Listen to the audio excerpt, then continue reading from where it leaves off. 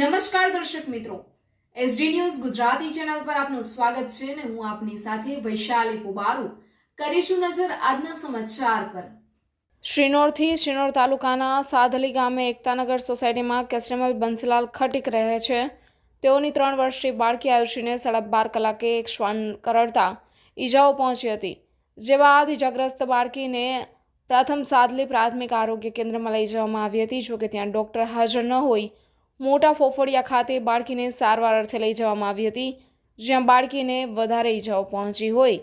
Injection અને dressing કર્યા બાદ બાળકીને વધુ સારવાર અર્થે વડોદરા એસએસજી હોસ્પિટલમાં લઈ જવાની ઈજાગ્રસ્ત બાળકીના પરિવારજનોને ફરજ પડી હતી. સત્વરે તંત્ર જાગે અને દવાખાનામાં પૂરતો સ્ટાફ મૂકે તેવી લોકમાંગ ઉઠી છે. Reporter Rahul Prajapati, SD news Gujarati, Sadhli.